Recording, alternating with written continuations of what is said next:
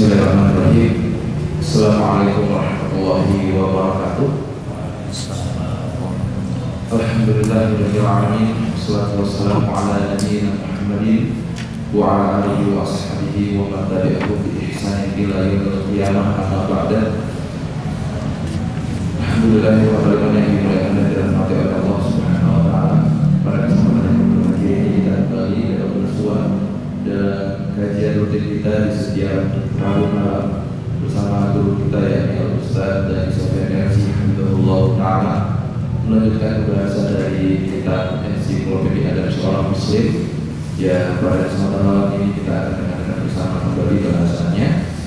Dan teman-teman yang dimuliakan dan dirahmati oleh Allah Subhanahu wa taala, seperti biasa insyaallah kajian kita akan kembali terbagi menjadi dua sesi.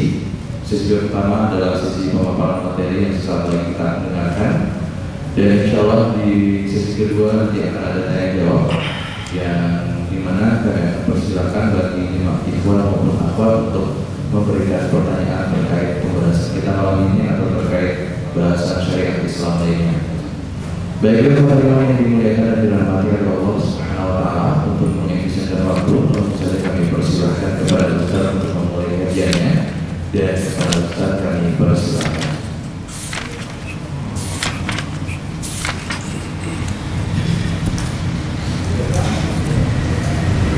Bismillahirrahmanirrahim. Assalamualaikum warahmatullahi wabarakatuh. Innal hamdalillah nahmaduhu wa nasta'inuhu wa nastaghfiruh wa na'udzu billahi min syururi anfusina wa sayyiati a'malina, may yahdihillahu fala mudhillalah wa may yudlilhu fala hadiyalah. Assalatu wassalamu ala nabiyyina Muhammadin wa ala alihi wa ashabihi wa man ittaba'a sunnatahu bi ihsanin ila yaumiddin. Allahumma rabbi zidna ilma warzuqna fahma, amin ya rabbal alamin. Ma'asyiral muslimin, jamaah yang dimuliakan dan dirahmati Allah Subhanahu wa taala. Alhamdulillah, di malam ini kita telah memasuki malam-malam terakhir di bulan Sya'ban. Kurang lebih sekitar 10 hari lagi kita berada di bulan Sya'ban, dan semoga Allah Subhanahu wa taala memberikan keberkahan kepada kita semuanya di akhir-akhir bulan Sya'ban ini, dan memberikan kembali kesempatan untuk berjumpa dengan bulan Ramadan dengan ilmu dan amal soleh. Amin ya rabbal alamin. Ma'asyiral muslimin, para hadirin dan hadirat, akhlak yang akan kita bahas di kesempatan kali ini akhlak yang pasti penting, karena ini adalah setengah keimanan. Dialah akhlak kesabaran. Pembahasan kita adalah apakah kita ini orang yang sabar. Kalau memang kita sabar, apakah sabarnya berpahala, dan juga sampai kapan kesabaran kita semuanya. Kita akan membahas adab akhlak sebagai orang beriman ternyata harus sabar. Sebagai orang Islam wajib belajar sabar, siapapun orangnya, karena kita sudah sering mendengar hadis Nabi Muhammad sallallahu alaihi wasallam, ajaban li amril mu'min, inna amrahu kullahu khair wa laysa dzalika li ahadin illa lil mu'min, in asabathu sarra'u syakar fakana khairan lah, wa in asabathu dharra sabar fakana khairan lah. Nabi mengatakan, sungguh sangat menakjubkan, Nabi terkagum-kagum kepada urusannya orang beriman. Urusannya orang beriman. Kenapa Nabi kagum kepada kehidupan orang beriman? Inna amrohu kullahu khair. Seluruh urusan hidupnya adalah baik.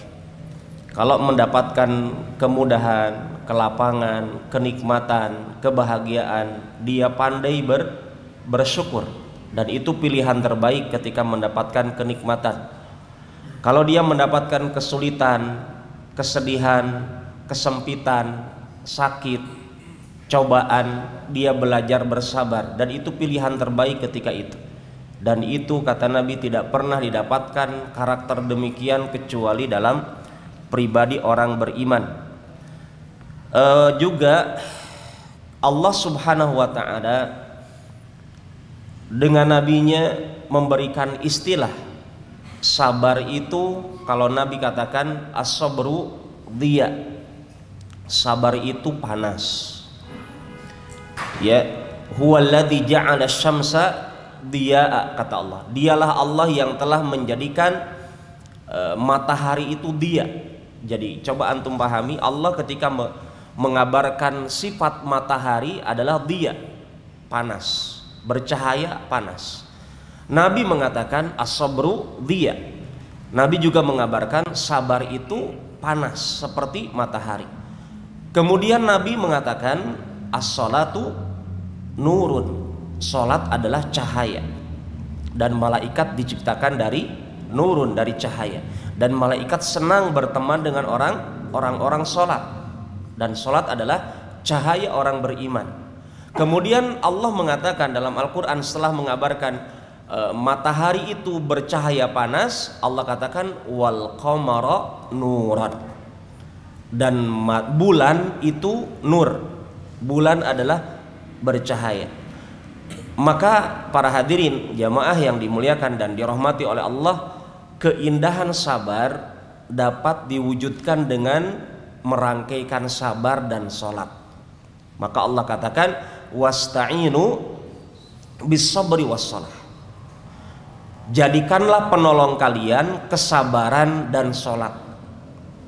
Jadikanlah cahaya panas itu, yaitu sabar, seperti matahari, dan sholat adalah cahaya yang menyejukkan seperti bulan.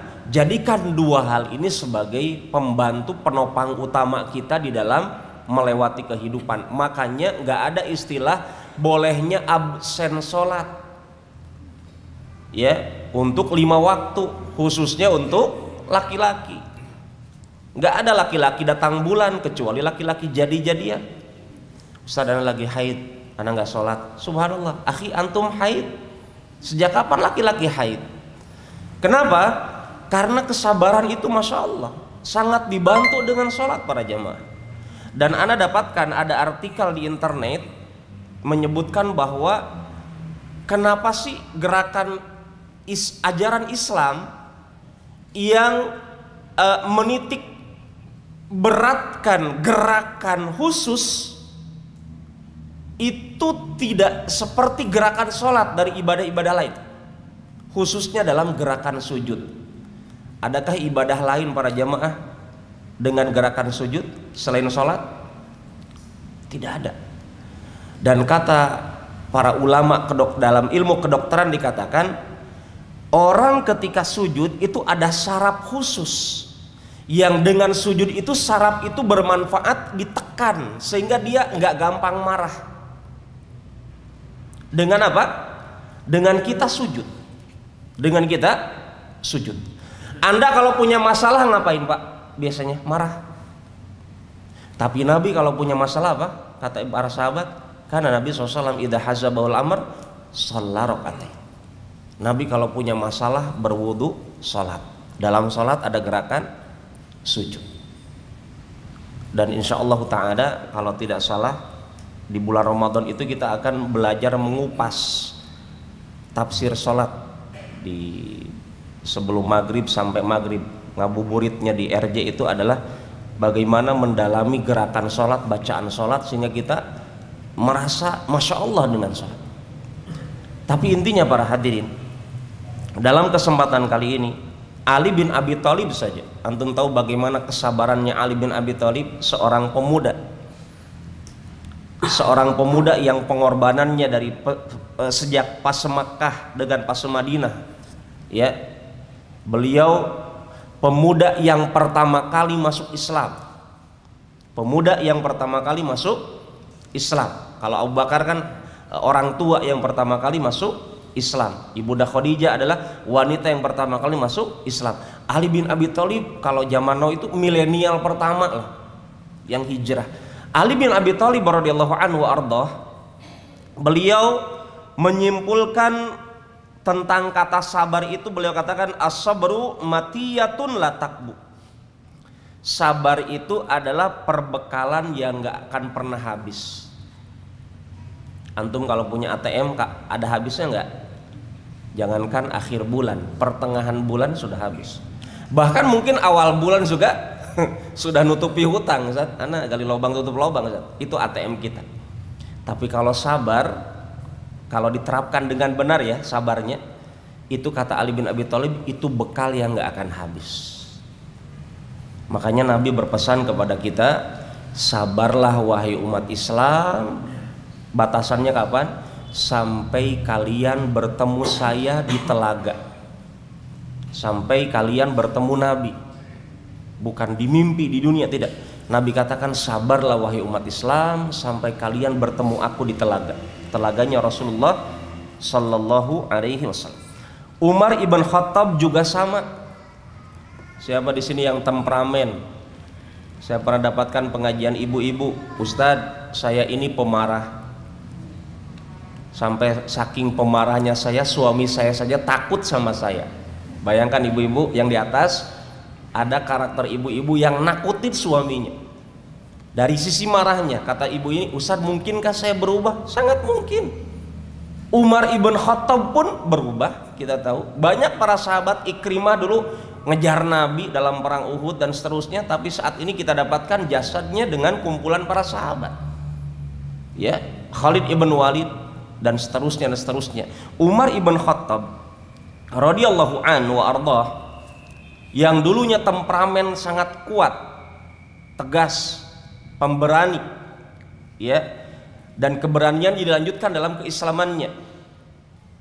Makanya Nabi berpesan kepada para jamaah yang hijrah, Nabi katakan khiyarukum fil jahiliyah khiyarukum fil Islam. Anda kalau dulu waktu sebelum bertobat, Anda itu orang toloknya kemaksiatan. Anda tokoh dalam hal tertentu, Anda terpandang dalam hal tertentu. Kemudian Anda masuk Islam, Anda taubat, Anda hijrah, Anda akan tetap kedudukan Anda tidak Allah rubah. Tidak akan Allah turunkan. Kalau Anda dulu disegani dalam kemaksiatan, ketika Anda hijrah, Anda akan disegani dengan ketaatan. Apa syaratnya kata Nabi? Idza faqihu. Kalau Anda paham agama. Masalahnya banyak orang tobat tapi tidak belajar lagi.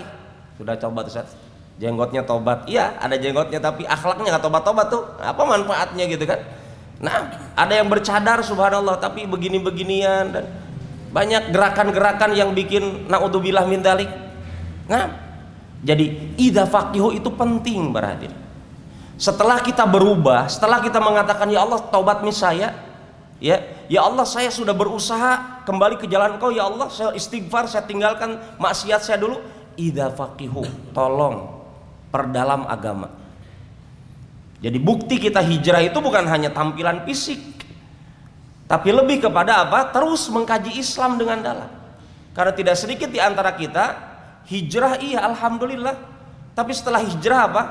Membahas ustad, membahas ustadahnya, membahas ikhwah kajiannya, ilmunya hanya nggak seberapa. Sampai detik ini di 10 hari terakhir Sya'ban saja, bacaan Qur'annya saja masih Iqra level 3 mungkin, level 4 mungkin.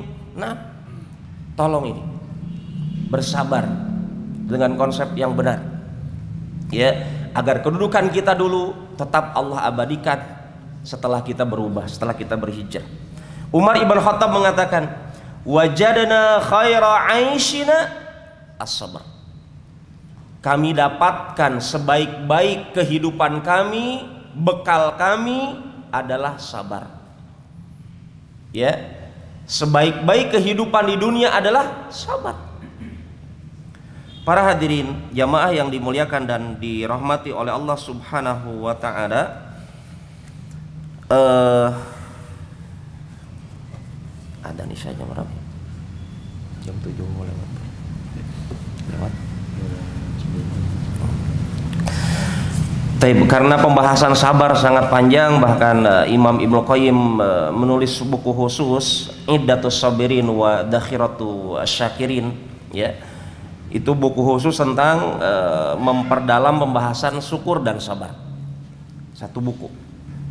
Nah, maka di sini karena waktu kita sempit, kita coba pilihkan beberapa poin di antara makna sabar. Jadi sabar dengan berbagai maknanya. Ulama yang bernama Fairuz Abadi rahimahullah ta'ala, beliau menyebutkan sabar itu ada berbagai bentuk. In kana habsu nafas li musibah summiya sabra. Kalau Anda menahan diri Anda ketika datang musibah, itu namanya sabar. Kalau Anda dalam peperangan, sabarnya bagaimana? Syaja'ah. Anda harus jadi orang pemberani. Bukti kesabaran Anda ketika berperang, jangan jadi pengecut. Itu bentuk sabarnya orang berperang. Munculkan keberanian, itu bentuk kesabaran. Kalau Anda punya mulut doer, suka ngomong tuh, bukti sabarnya mulut kita apa? Kitmanan, pandai-pandai menyembunyikan aib. Sebagaimana para ulama katakan, sebagaimana Anda pandai menyembunyikan kebaikan Anda, usahakan juga pandai menyembunyikan keburukan Anda. Itu bentuk kesabaran kata para ulama. Kemudian Anda orang kaya, bagaimana sabarnya? Belajar zuhud, belajar sederhana. Subhanallah, masya Allah, walillahil hamd. Selama Anda hidup di Kendari khususnya 10 tahunan ini, kita mendapatkan tidak sedikit orang kaya yang menyembunyikan kekayaan dunianya. Tetapi ada orang miskin mencontoh crazy rich, ya, yang sekarang lagi musim tuh. Dari sisi namanya saja sudah bermasalah tuh, crazy rich. Orang kaya tapi gila kekayaan. Ya. Ada orang zaman sekarang, ya, menampakkan kekayaan dunianya padahal dia miskin. Dan itu banyak. Dan dalam Islam tidak seperti itu konsepnya. Gaya hidup bikin berat, Pak. Kebutuhan hidup sebenarnya sederhana. Antum ingat kembali para hadirin, Ibu Bapak, bagaimana kabar minyak goreng? Sudah baik kan? Kita dapatkan konsep hidup ala Nabi itu sederhana. Antum ingat 3 kalimat yang Nabi pesankan. Man asbaha minkum, siapa yang pagi hari di antara kita aminan fisirbih, badannya masih bisa bernapas, sehat, ya, mu'afa fi jasadih, badannya sehat, aminan fisirbih, keluarganya nyaman, istrinya enak, diajak dialog enak, pokoknya solehah, anaknya juga demikian, mudah diatur, keluarga nyaman, dirinya badannya sehat. Lahu qut yaumih, di hari itu punya bekal makan, hari besok nggak ada, baru hari itu saja. Faka'annama huzzatid dunya bihadafiriha. Kata Nabi, seakan-akan orang ini telah diberikan dunia seisinya. Hanya bermodalkan badan sehat, keluarga nyaman, punya bekal makanan di hari itu, bukan hari besok, cukup di hari itu. Itu konsep Nabi. Kalau ada di antara jamaah konsepnya melebihi konsep ini, kayaknya nggak model saya Ustaz, akan bermasalah ya antum. Dijamin akan pusing. Ustaz, masa sampai sedetik ini saya pakai sepeda ontel? Nah, itu jadi masalah tuh nanti tuh. Ya, Ustaz, masa saya sampai sekarang atapnya masih rumbia? Nah, itu jadi masalah itu. Tolong rumusnya jangan ke situ. Ya, kalau ingin menikmati hidup, tidak konsepnya logika kita. Susah para jemaah. Kemudian yang selanjutnya, bagaimana sabarnya bagi orang yang memiliki syahwat kemaluan dengan iffah, menjaga kehormatan. Dia punya peluang bermaksiat, tapi dia jaga kehormatan dirinya. Kemudian syahwat makanan, dia menjaga kemuliaan dirinya. Tidak semua makanan harus antum kenal. Sampai Masya Allah, saking banyaknya TikToker sama YouTuber dan berber dan influencer. Anak saya juga hampir kecipratan. Bapak ibu-ibu, kita dapatkan anak-anak kita kalau lihat orang YouTuber yang suka makan itu mulutnya sampai kayak jerapah atau pakai kayak dinosaurus atau apa. Itu meja itu untuk sendirinya, dan itu memang request dari followernya. Subhanallah, sabar Pak. Antum ingat kisahnya orang kafir yang di zaman Nabi sebelum masuk Islam dengan setelah masuk Islam, sampai Nabi mengatakan orang beriman ususnya 1/7 usus orang kafir. Ketika orang beriman, ada orang non muslim di zaman Nabi disuguhkan susu sapi, disuguhkan air susu sapi sama Nabi. Dia minum sebanyak-banyaknya dengan kondisi kekafirannya. Tapi setelah masuk Islam disuguhkan air susu sapi, hanya diminum hanya 1 gelas saja, sedikit. Nabi sodorkan lagi, tidak cukup ya Rasul. Kemudian Nabi katakan kepada para sahabat, ini kondisinya beda, makannya orang beriman sama makannya orang kafir. Maka wahai para pecinta manre bareng, ya, ingat Ramadan dekat. Tujuan Ramadan bukan untuk konyang. Ya, bukan la'allakum tasba'un. Diperintahkan saum Ramadan agar kalian kenyang, tidak. Allah katakan bukan untuk kenyang. Ya, hati-hati tuh, ada reunian, ada reuni SD, reuni SMP, habis itu waktu. Ingat, akan ada para pencuri di bulan Ramadan. Salah satunya makanan. Kalau Anda ingin belajar sabar, salah satunya adalah ketika melihat makanan. Ya, ingat pesan Nabi tadi, orang beriman makanannya perutnya itu 1/7 dari perutnya orang kafir. 1/7. Kalau antum mau makan banyak sesuai kebutuhan antum, kadar makanan antum. Kalau Nabi katakan dalam hadis riwayat Imam At-Tirmidzi, wa in kana lahu mahalah, la mahalah, kata Nabi, kalau memang antum harus makan 1/3 untuk makanan, 1/3 untuk minuman, 1/3 untuk bor napas. Bukan 1/3 makan, 1/3 makan, 1/3 makan, minumnya napasnya. Nah itu nanti tuh dipraktekkan kalau berbuka. Ibu bapak ya, konsep Nabi itu subhanallah sehat, jelas. 1/3 makan, 1/3 minum, 1/3 bernapas. Bukan untuk 3/3 makanan. Napasnya Ustaz, nanti diimpus di rumah sakit. Subhanallah, apa manfaatnya makan banyak kalau ujung-ujungnya diopnam? Tolong perbaiki cara kita sabar. Taib. Kemudian orang yang pemarah, kata Imam Fairuz Abadi, bagaimana bisa sabarnya? Hilman, tanamkan kelembutan, tanamkan sifat pelembut. Para hadirin, subhanallah, saking banyaknya bahasan sabar, ya, saya bingung ini mau ngambil yang mana. Macam-macam sabar, mungkin ya diingatkan kembali. Macam-macam sabar kita angkat karena jangan sampai ada yang salah paham bahwasanya sabar itu katanya hanya untuk orang miskin, orang kaya nggak masalah, nggak sabar. Hati-hati itu. Orang kaya, orang miskin, orang sehat, orang sakit, semuanya harus sabar karena para ulama sudah membagi sabar yang sering kita sebutkan dalam kajian-kajian. Mau kaya mau miskin harus sabar. Termasuk orang yang sakit pun terkadang syukur. Ya, para ulama katakan terkadang ada orang terkena musibah, dia levelnya bukan sabar, dia bersyukur dengan musibah yang Allah berikan. Kadang ada seperti itu. Nah, ya, maka dalam sabar pun ada macam-macamnya. Pertama, sabar menjalankan ketaatan. Sabar menjalankan ketaatan. Dan yang paling inti dalam ketaatan adalah yang wajib-wajib sebelum yang sunnah. Ada orang sanggup menjalankan yang sunnah, sabar, dia rutin menjaga kesabaran dalam yang sunnah, tapi dia nggak sabar dalam yang wajib, berarti dia belum berhasil. Jadi tolong pahami ahamu furudil a'yan, skala prioritasnya. Ada orang rajin saum Senin Kamis tapi Ramadannya nggak sanggup Ustaz. Dia nggak pandai bersabar yang benar di situ. Ada orang pandai menjaga rutin Ustaz, sholat duhanya, rutin sholat tarawehnya atau tahajudnya, rutin sholat sunnahnya, tapi untuk sholat 5 waktu Ustaz dia berat. Nah ini sabarnya salah. Dia salah mengambil prioritas.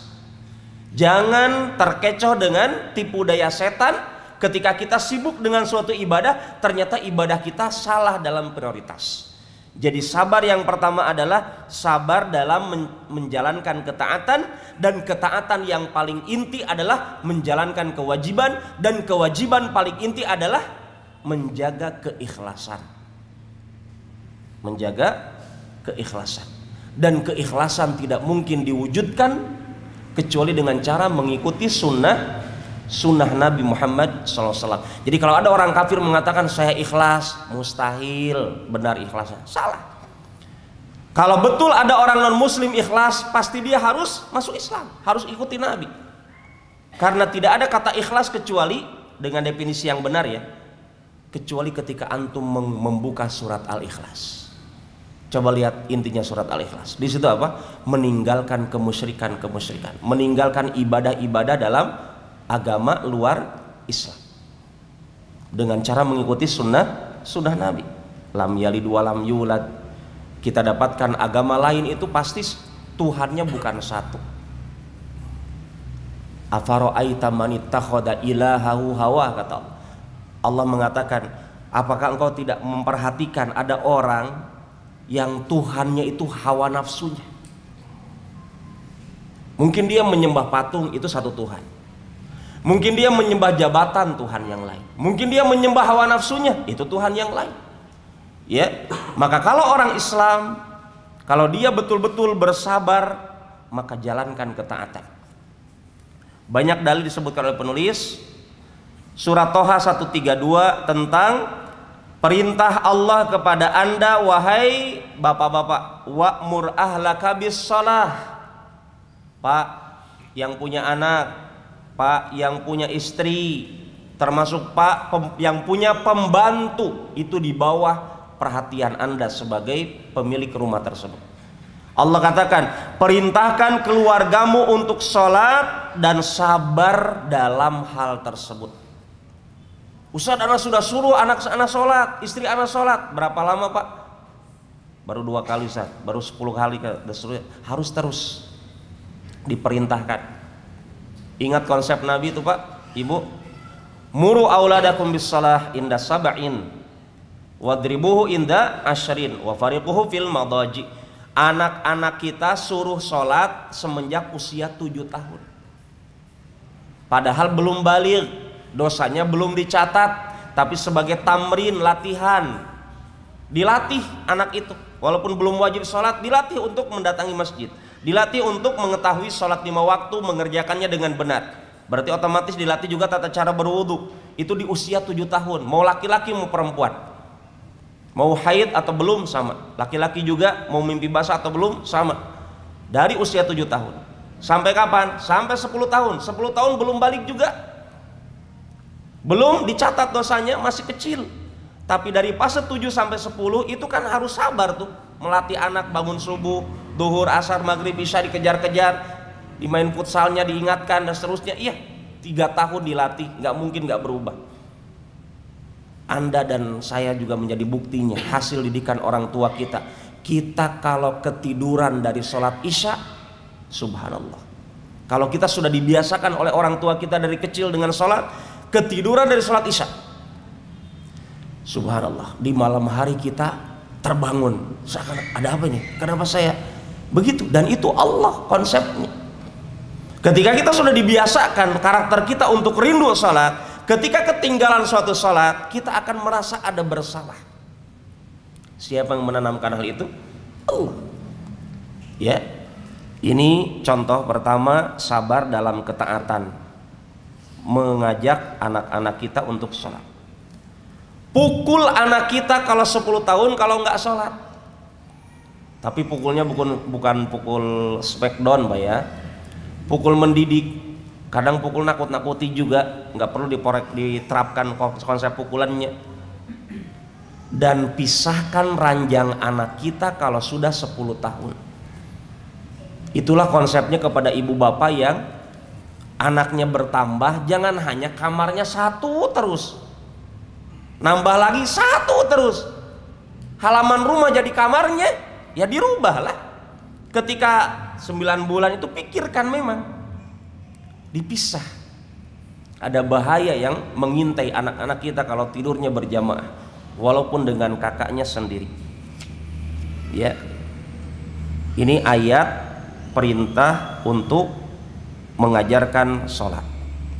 Kemudian sabar, dalam ayat yang lain, wasbir ala ma asabak. Luqman ayat 17 Allah katakan, sabarlah atas apa yang menimpa Anda. Kemarin pernah kita ingatkan, seringkali kita terlewat pahala sabar di awal ujian.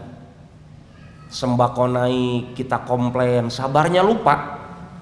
Setelah berbulan-bulan baru, ya deh saya sabar. Akhirnya hilang nih pahalanya. Ya, maka kita ingatkan diri kita dengan hadis Nabi, as-sabru inda sadmatil ula. Sabar itu ketika benturan pertama. Fa'buduhu wastabir li ibadatih. Maryam 65 Allah katakan, sembahlah Allah dan bersabar ketika menyembah. Maka Allah katakan dalam ayat yang lain, wasbir, bersabarlah, wa ma sabruka illa billah. Kalau sabarnya nggak ikhlas, aduh Pak rugi Bu. Kata Allah, kalau memang kita harus sabar, wahai hamba-hambaku kata Allah, kalau kalian memang ditakdirkan harus di fase sabar, sabar. Tapi tolong sabarnya itu harus ikhlas. Wa ma sabruka illa billah. Sabarlah tapi harus karena Allah. Karena ada orang sabar karena apa? Dapat like Twitter 100 yang nyuka dia. Saya sabar ya, makasih ya. Gak ada pahalanya nantinya. Karena dia sudah mendapatkan pujian dari liker-likernya itu, follower-followernya itu. Makanya tolong, sabar itu kan amalan hati Pak. Ya, habsun nafas definisinya para ulama katakan. Sabar itu menahan diri kita, nahan diri, diem gitu. Dari komplain, dari protes. Kalau sabarnya di lisan, tiba-tiba hatinya tidak sabar, kan sayang. Nah, makanya orang yang sangat paham tentang definisi sabar, orang ini kadang pandai menyembunyikan ujian Allah. Dia sedang diuji tapi tidak diposting, karena pahala sabar yang dia harapkan. Kemudian yang selanjutnya adalah kiat-kiat agar, jangan dulu, waktu kita sangat sempit, kita pilih. Tadi sudah sabar dalam ketaatan ya Pak Bu ya. Yang kedua adalah sabar dari bermaksiat. Bagaimana bisa sabar untuk tidak bermaksiat? Nah, di sini penulis menyebutkan beberapa kiat. Pertama, kalau Anda ingin bisa mendapatkan kemampuan dari Allah meninggalkan maksiat Anda, pertama adalah ketahuilah buruknya kemaksiatan. Ustaz, kenapa saya tidak berzina? Kenapa saya tidak menumpongasi, kameko, topi miring, atau apalah istilahnya? Kenapa saya tidak minum? Padahal saya punya uang, saya bisa. Antum pelajari keburukan-keburukan minuman keras. Antum pelajari keburukan-keburukan kemaksiatan. Itu diantara cara kiat agar kita bisa menjauhi kemaksiatan, kata penulis. Sebab pertama adalah mengetahui keburukannya. Yang kedua, hadirkan rasa malu kepada Allah Subhanahu wa ta'ala. Ingat, saat kita sedang sendirian pun Allah ada bersama kita. Semua kita hafal insya Allah surat Al-Alaq, alam ya'lam bi annallaha yara. Bukankah dia tidak, apakah dia tidak tahu, kata Allah, bahwasanya Allah maha melihat? Iya, sirra wa najwa, mau yang sembunyi ataupun yang tidak. Ya, kita dapatkan yang kedua, sarana untuk meninggalkan kemaksiatan agar kita sanggup sabar dalam meninggalkan kemaksiatan adalah hadirkan sifat malu. Kalau antum malu merokok depan ustadz, mestinya lebih malu lagi merokok depan Allah. Karena ustadz bisa jadi hilang di hadapan kita, tapi Allah mengatakan wa huwa ma'akum ainama kuntum. Allah bersama kalian dimanapun kalian berada. Yang ketiga, sebab kita bisa mendapatkan kemudahan untuk meninggalkan kemaksiatan adalah adanya keinginan untuk menjaga nikmat Allah, agar nikmat Allah abadi dengan kita. Karena kaidahnya kata para ulama, fama adnaba abdun danban illa zalat anhu nikmatan minallah bihasab dalika danbi. Tidaklah suatu nikmat Allah hilangkan kecuali karena ada dosa yang orang itu kerjakan. Itu rumusnya. Kalau orang itu taubat kembali kepada Allah, kemungkinan besar kenikmatan itu Allah kembalikan kepada dirinya. Ingat ikhwan, awal pertama kali kita, ibu bapak, akhwat dan ikhwah, awal pertama kali kita bertaubat, indahnya pertama kali belajar baca Quran, indahnya pertama kali berkumpul dengan orang-orang soleh. Itu kapan? Ketika hati kita bening, ya. Tapi ketika kita hatinya bermasalah, bacaan Quran yang kita baca terkadang kurang enak, nggak ada rasanya, bahkan hambar. Sholat yang kita kerjakan seakan-akan formalitas. Tapi orang yang merasakan kelezatan, kenikmatan sholat, sampai Nabi mengatakan wa ju'ilat qurratu aini fis shalah, dijadikan penghibur hatiku dalam sholat. Masya Allah, sampai beliau sholatnya sangat lama, itu karena hatinya bening, bersih. Tapi orang kalau hatinya bermaksiat, nggak nikmat sholat, nggak nyaman dialog lama dengan Allah Subhanahu wa ta'ala. Ini diantara tips yang ketiga adalah agar bisa meninggalkan maksiat, pikirkan kalau nikmat Allah ingin dijaga oleh Allah untukmu, jauhkan dirimu dari kemaksiatan. Makanya Nabi mengatakan la yazni azani hina yazni wa huwa mu'min. Tidaklah orang berzina itu dikatakan beriman ketika sementara berzina. Nabi katakan demikian. La yasriqus sariq hina yasriq wa huwa mu'min. Tidaklah orang pencuri, koruptor dikatakan beriman saat dia menjalankan korupsinya atau mencuri, perampokan. Itu ketika dia merampok, selendang keimanannya sedang dicabut, na'udzubillah. Rawan kata para ulama, ketika orang sedang terjerumus kepada dosa besar, dia rawan hilang keimanannya. Ya. Nah, kemudian Imam Ibnu Taimiyah, beliau mengingatkan kepada kita semuanya suatu kaidah yang semoga bermanfaat. Maka ana bacakan, barang siapa di antara orang Islam mendatangi dosa besar seperti berzina, mencuri, minuman keras dan selainnya, fala budda an yadhhab ma fi qalbihi minal khasyah wal khusyu' wan nur. Pasti dijamin kalau orang itu terjerumus kepada dosa besar, pasti di hatinya lenyap, hilang kehusyuan, rasa takut, cahaya keimanannya kemungkinan besar akan hilang. Makanya orang kalau setelah bermaksiat pasti ada bekas. Sebagaimana orang setelah menjalankan ketaatan pasti ada bekasnya. Ya, maka ingat, tinggal dilihat kondisi iman kita sehari-hari. Kalau ada maksiat pasti ada efeknya. Nah, wa in baqiya aslu tasdiq fi qalbi, walaupun masih tersisa ya pembenaran dalam hatinya, keimanannya tidak lenyap seketika totalitas. Wa hadza minal imanil ladzi yunza minhu inda fi'il kabirah. Inilah kondisi keimanan yang dicabut darinya ketika dia menjalankan dosa besar. Gitu. Makanya sebagian ulama salaf mengatakan, saya pernah melaksanakan dosa, kemudian Allah haramkan saya mengerjakan sholat malam selama 1 tahun. Saya nggak bisa sholat malam. Kalau ada di antara kita Ramadan 30 hari bisa sholat tarawih, tiba-tiba setelah itu nggak pernah sholat, oh kemungkinan ada dosa. Kemudian ulama yang lain mengatakan, saya pernah mengerjakan satu dosa, Allah cegah saya untuk membaca Al-Quran. Quran dapat dia di rumah, dapat di masjid, di kantor dia lihat, bahkan di handphonenya ada aplikasinya. Tapi kok nggak dibuka? Facebook, Masya Allah. Twitter, Masya Allah. Instagram, iya. Tapi ketika Al-Quran tidak sanggup dia buka, renungkan. Kemungkinan kita pernah bersabar menjalankan kemaksiatan, tidak sabar meninggalkan kemaksiatan. Ya. Kemudian para hadirin, ini sebab sangat banyak. Kemudian secara singkat ana ingin sebutkan beberapa poin karena waktu kita terbatas. Pesan berharga dari penulis juga yang saya ambilkan, semoga bermanfaat.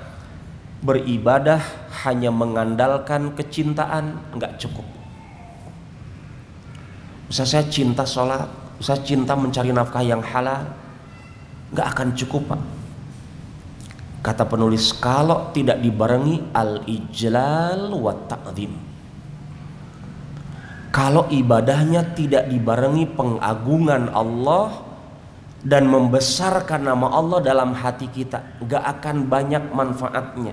Karena kata beliau, kalau ibadah dibarengi pengagungan dalam hati kita kepada Allah, membesarkan nama Allah, maka Allah akan melahirkan dua hal. Kita akan dimudahkan menjalankan ketaatan, dan kita akan dibantu oleh Allah untuk menumbuhkan sifat malu bermaksiat. Maka ibu bapak coba evaluasi diri kita saat ini. Ustadz, anak itu STMJ Ustadz, sholat terus maksiat jalan. Ustadz, anak sholat 5 waktu Masya Allah di RJ tiap hari, bahkan dengar adzan langsung ke tempat berwudu. Tapi setelah itu Ustadz, saya internetan maksiat lagi. Ada yang rutin begitu, rutin maksiat, rutin taat, rutin maksiat, rutin taat. Mungkin resep ini belum dijalankan. Karena kata penulis, kalau kita beribadah hanya mengandalkan cinta, tidak dibarengi menghadirkan pengagungkan nama Allah, membesarkan nama Allah, maka tidak akan hadir rasa malu. Tidak akan hadir rasa malu. Dan tidak akan hadir indahnya ketaatan. Akhirnya ada orang sholat, ya sholat. Setelah sholat, ya maksiat lagi, sholat lagi, maksiat. Jadi seakan-akan biasa. Dan inilah konsepnya Murji'ah. Aliran Murji'ah merasa banyak harapan. Tenang, Allah kan mengatakan maha pengampun, maha penyayang. Iya, tapi salah Pak, konsepnya tidak begitu. Ya, tidak seperti itu konsepnya. Makanya para sahabat mengatakan, kami itu tahu kapan hubungan kami baik dengan Allah, kapan hubungan kami tidak baik dengan Allah. Para sahabat itu katanya begitu konsep. Ibn Mas'ud mengatakan, kami kalau punya dosa kecil seperti ada gunung besar yang akan ditimpakan oleh Allah di kepala kita. Itu para sahabat melihat dosa kecil. Tapi kalau kalian, kata beliau kepada para tabi'in, kalau kalian, di antara kalian aku dapatkan, kata beliau, punya dosa besar seperti ada lalat hinggap di wajah kalian, begitu saja, tenang, Allah Maha Pengampun. Begitu konsepnya. Ini bukan konsep para sahabat.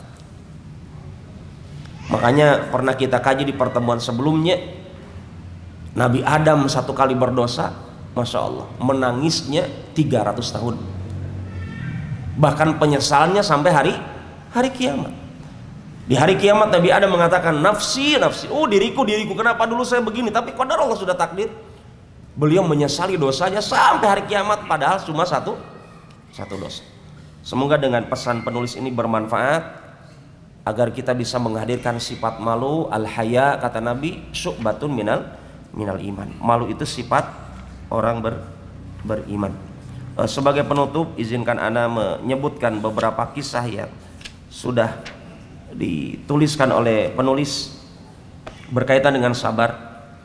Shuraih Al-Qadhi, beliau mengatakan, ketika saya mendapatkan musibah, saya bersyukur kepada Allah dengan 4 perkara. Pertama, karena musibahnya ternyata tidak besar, tidak lebih besar daripada musibah kepada orang lain. Kedua, ketika Allah memberikan saya musibah, saya diberikan rejeki untuk bisa sabar. Ketiga, ketika mendapatkan musibah, saya dimudahkan Allah untuk istirja, mengatakan innalillah wa inna ilaihi rajiun. Sembako naik, innalillah wa inna ilaihi rajiun. Bukan mengatakan ini pemerintah nggak becus. Ketika antum jadi pemerintah baru tahu. Ya, ini poin ketiga. Ketika dapat musibah, ketika kita dapatkan ucapan kemudahan mengatakan innalillahi wa inna ilaihi rajiun, maka aku bersyukur, kata beliau. Yang terakhir, beliau katakan, ternyata musibah yang Allah berikan, alhamdulillah, bukan musibah agama, cuma musibah dunia. Minyak goreng agama atau dunia para jamaah? Dunia. Karena di surga itu nggak butuh minyak goreng, ya. Di surga nggak butuh makan minum. Kemudian kisah yang lainnya, kisah dari Imam Ibnu Jauzi rahimahullah ta'ala, beliau mengatakan ada seorang laki-laki mendatangi sebagian para ulama salaf dan dia makan makanan. Kemudian dikatakan kepada laki-laki ini, engkau lagi makan padahal saudaramu sudah meninggal, baru meninggal gitu kan. Kemudian laki-laki ini mengatakan, iya saya tahu saudara sudah meninggal, saudara saya sudah meninggal. Coba Pak, duduk saja kita makan, kata orang ini. Kemudian, bukankah aku yang pertama kali menjenguk engkau? Ya, iya, tapi Allah mendahului engkau. Allah sudah memberikan pengajaran kepada saya, kullu man 'alaiha fan.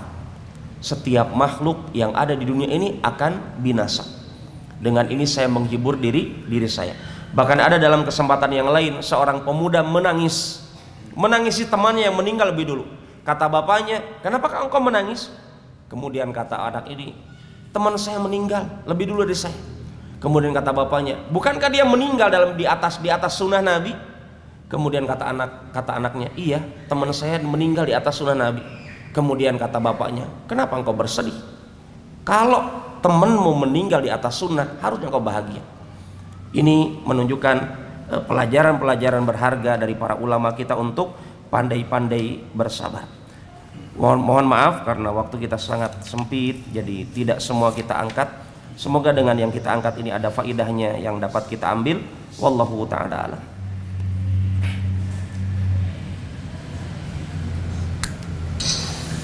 Baik, kurang lebih jazakallahu khairan. Kita ucapkan kembali saatnya Tuhan memberikan amalan materinya.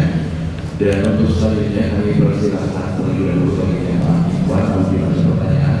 Silakan kata. Ya, jika tidak ada atau belum ada, kami angkat pertanyaan pertama dari WhatsApp. Pertanyaannya di luar tema Ustaz, berkaitan dengan pawang hujan. Bagaimana hukum mengundang pawang hujan dan hukum mengundang pawang hujan saat walimah atau akikah? Masya Allah, pawang hujan lagi booming ya. Bismillah wassalatu wassalam ala rasulillah wa ala alihi wa ashabihi wa mawalah, amma ba'd. Para hadirin jamaah yang dimuliakan dan dirahmati oleh Allah subhanahu wa ta'ala, istilah pawang hujan, sebelum istilah pawang hujan dulu, di zaman Nabi ada hujan tidak? Gitu saja konsepnya. Di zaman Nabi enggak ada Ustaz, zaman Nabi enggak pernah hujan, bohong, enggak mungkin ya. Di zaman Nabi hujan, para jamaah. Ya, ingat kisahnya Nabi sementara khutbah Jumat. Ada sahabat yang datang sama Nabi, ya Rasul, kampung kami kering, tanah kami tandus, tanaman kami mati. Ya, nah mengeluh, tolong berdoa sama Allah untuk, lihat nih, sahabat tahu kajian tahu itu. Tolong minta sama Allah, bukan sama pawang hujan. Tolong minta sama Allah untuk diturunkan hujan. Nabi menghentikan khutbahnya, sahabat saksinya satu Masjid Nabawi, para jamaah. Kata Anas bin Malik, Masya Allah, di Madinah waktu Nabi berdoa waktu itu, khutbahnya dihentikan sementara, Nabi berdoa sama Allah minta hujan. Seketika di Madinah, padahal waktu itu terang kata beliau, tiba-tiba ada awan hitam. Allah utus datangkan awan hitam dengan sebab permintaan dari hamba Allah yang sangat soleh, pemimpin orang-orang soleh Nabi Muhammad SAW berdoa di atas mimbar Masjid Nabawi. Seketika hujan, sepekan hujan non-stop. Datang lagi Jumatan depan, sahabat tadi yang ngadu gak dapat hujan dari Allah. Kata sahabatnya, ya Rasul banjir. Bayangkan Pak, kampung kami banjir. Tolong minta sama Allah untuk menghentikan hujan. Nabi tidak mengatakan, bukan saya, bukan Allah. Ada pawang hujan? Nggak ada tuh. Sementara khutbah Jumat, adakah sahabat ngacu, ana ya Rasul pawang hujannya? Enggak. Semua sahabat paham tauhid, ya, paham bahwasanya hujan itu adalah makhluk yang diturunkan dan dihentikan oleh Allah Subhanahu wa ta'ala. Coba antum buka kisahnya Nabi Nuh, perahu pertama di dunia. Itu konsep hujan diturunkan oleh Allah, dihentikan juga oleh Allah. Ya, dalam surat Hud itu di ayat 44 Allah sebutkan bagaimana bumi diperintahkan oleh Allah, wahai bumi, telan airmu, wahai langit, angkat airmu, hentikan hujanmu. Itu Allah sebutkan itu dalam Al-Qur'an surat Hud ayat 44. Jadi yang menghentikan hujan bukan ibu-ibu, bukan bapak-bapak, bukan juga yang pakai begini-beginian, bukan. Subhanallah. Ini pentingnya kajian tauhid. Ustadz, ini kearifan lokal. Saya katakan di postingan saya, bukan kearifan, ini kejahilan nasional. Nah, kalau betul kita paham hujan itu Allah yang turunkan. Apa buktinya hujan Allah turunkan? Ketika kita dapatkan hujan, kita apa yang kita bilang ketika hujan turun? Allahumma sayyiban nafi'. Ya Allah, kami berikanlah hujan yang bermanfaat. Kemudian ketika berhenti hujan, apa kata orang beriman? Mutirna bifadlillah. Kita mendapatkan hujan karena fadilah, keutamaan dari Allah. Orang beriman tidak mengatakan kita mendapatkan hujan karena fadilah dari pawang hujan. Dan pawang hujan juga berbayar. Tolong dipahami nih garis merahnya nih. Pawang hujan butuh lowongan kerja, butuh ma'isyah, butuh makan. Cuma caranya salah. Niatnya benar, memberikan kebaikan, kenyamanan, motor GP-nya wing gitu kan. Tapi qadarullah, pesta walimahnya agar subhanallah. Ibu bapak, bu, pak, kalau kita sudah paham agama, kita muslim, kita dilarang minta hujan kepada selain Allah, maka apa? Kalau ada pesta walimah mendung, bersyukur, husnudzon, oh ini bonus untuk pengantin kita hari ini. Begitu konsepnya. Dan ini untuk menjadikan keharmonisan untuk rumah tangga bapak-bapak yang diundang pesta walimah. Iya, datang hujan-hujanan, naik motor, masya Allah. Pulangnya lewati jalan berlubang, suami istri, subhanallah, harmonis, ibadah, berkah hujan-hujanannya daripada sama pelakor. Nah, artinya konsepnya ke situ. Ustaz, soalnya becek bla bla bla bla. Dalam Islam becek itu belum tentu najis. Bukankah para petani ke ladang itu kotor-kotoran dengan lumpur? Iya, tidak najis. Kecuali lumpur itu mengeluarkan air kencing. Kan tidak. Kalau lumpur alaminya dia fit, suci, nggak masalah. Makanya ibu-ibu kalau pakai pakaian ibu-ibu itu kan harus apa? Menutup mata kakinya. Kakinya tertutup, bahkan kata Nabi lewati kaki kalian. Jadi kalau pakaian ibu-ibu itu menyapu jalan nggak masalah. Yang kotor akan dibersihkan dengan langkah selanjutnya. Itu konsep agama kita. Sampai Ibunda Aisyah sebagai wanita mengatakan, radhiyallahu anha wa ardhaha, ummul mukminin, tahurul ardi yabasuha. Sucinya bumi ini dengan keringnya. Kalau bumi sudah kering, sudah nggak najis lagi. Inilah keindahan dalam agama kita. Jadi pawang hujan kamusnya tidak ada dalam agama kita. Dalam agama lain mungkin ada, terserah mereka, lakum dinukum waliyadin. Tapi untuk agama Islam jangan undang pawang hujan. Tapi mohon maaf kepada Anda yang menyaksikan kajian ini dan Anda adalah profesinya pawang hujan, yakinlah pintu rejeki selain pawang hujan terbuka lebar. Anda bertobat, naam, kemudian tinggalkan pawang hujan, iya. Ustaz, anak besok makan apa? Lihat cecak aja besok hari dia nggak tahu, tapi dia yakin besok hari yang ngatur rezeki masih Allah. Seperti Allah atur rezeki cecak hari ini, maka juga cecak yakin besok juga rezekinya diatur Allah subhanahu wa ta'ala. Demikian jawaban ana, semoga ada manfaatnya. Wallahu ta'ala alam. Baik, selanjutnya kami persilakan dari jamaah sekiranya ada yang ingin ditanyakan. Ya, di bagian depan.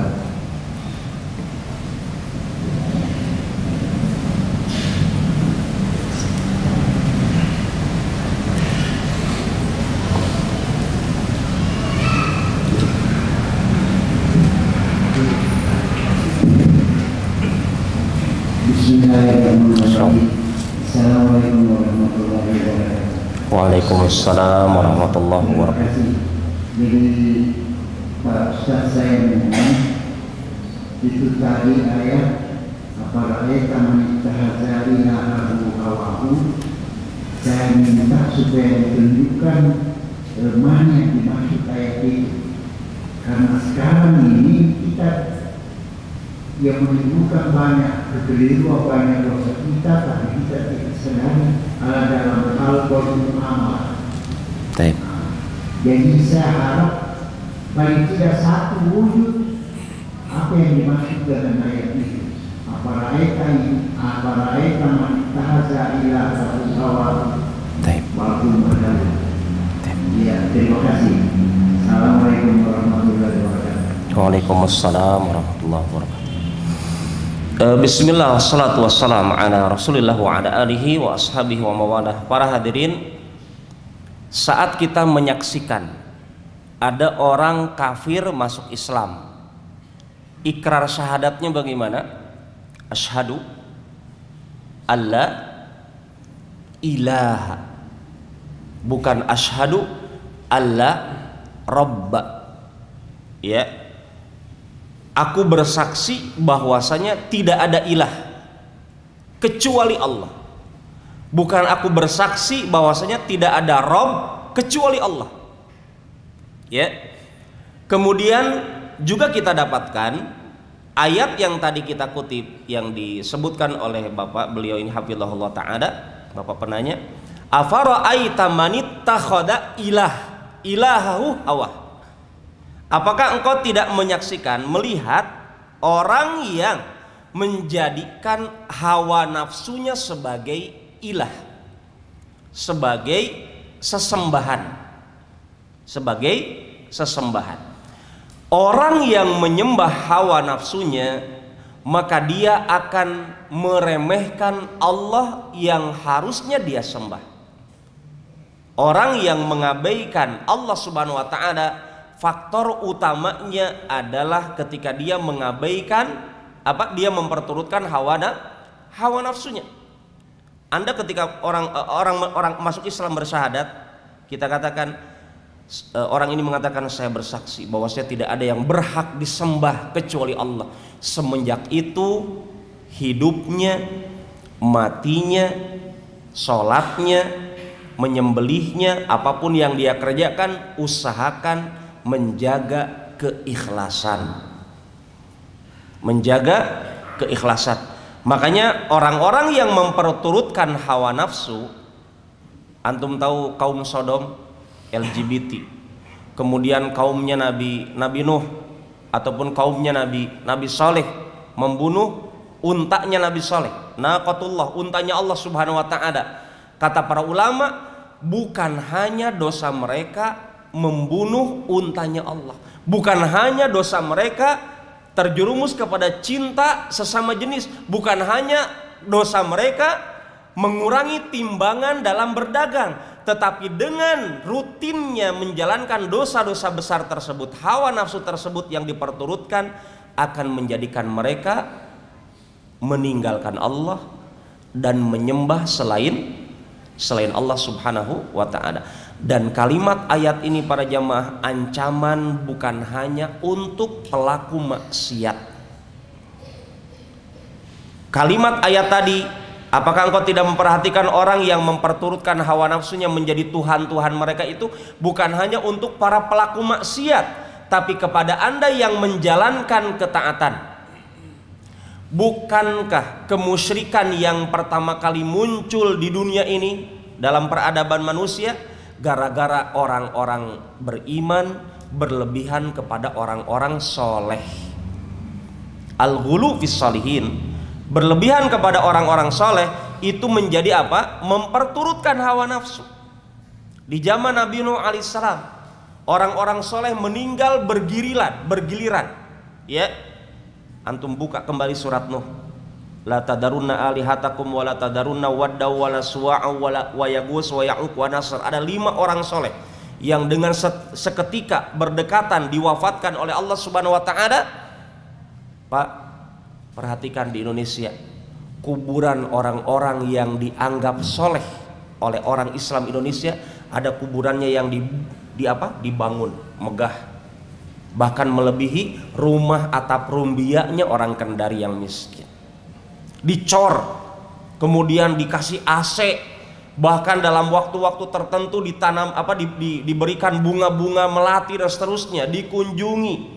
Itu bentuk-bentuk memperturutkan hawa nafsu, menjadikan makhluk-makhluk sebagai sesembahan. Dia meminta kepada kuburan, dan itu fakta saat ini.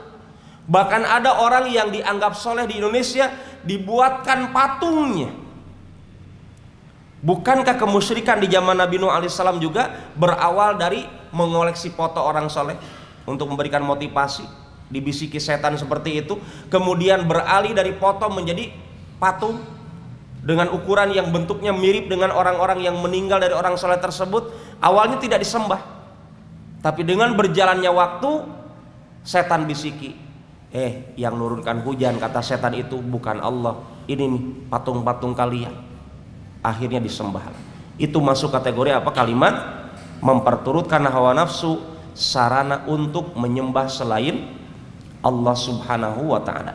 Dan kita tidak aman dari ancaman ini.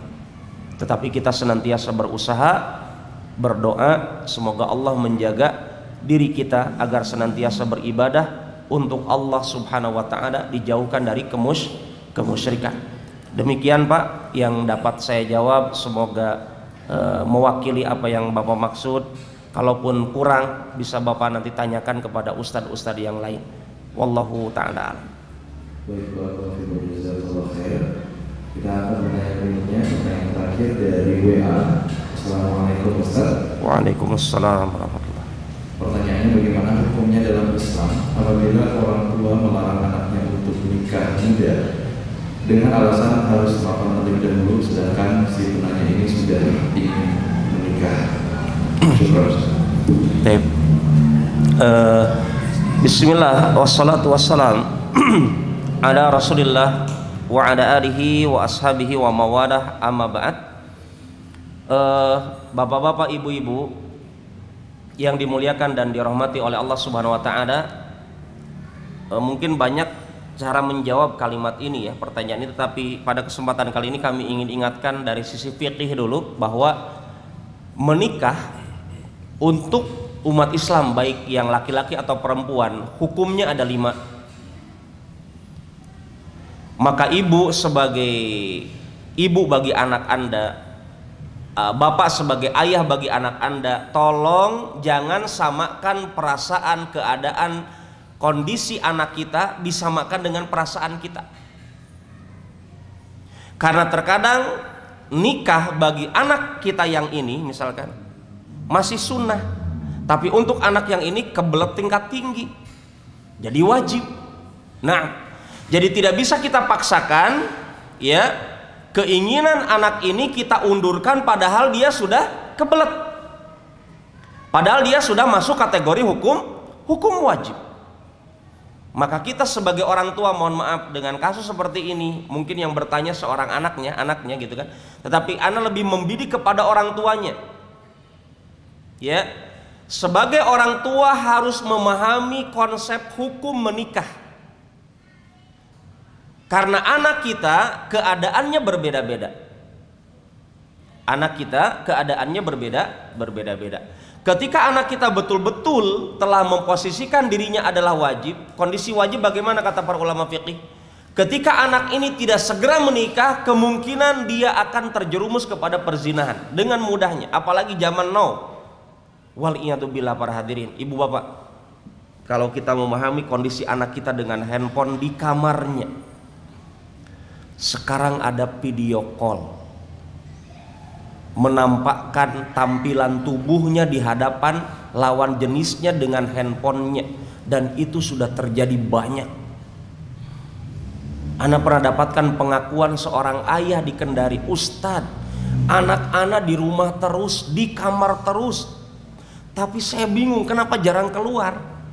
Tiba-tiba ketika anak cek handphonenya, la haula wala quwata illa billah, pertemanannya dengan yang pokoknya ngeri-ngeri. Dianggap orang tuanya, Masya Allah anak soleha, di rumah terus, wanita pingitan. Iya di rumah badannya, tapi pandangannya sampai ke benua luar negeri. Iya, dengan chattingannya kemana-mana, pertemanannya dengan orang-orang yang wallahu a'lam.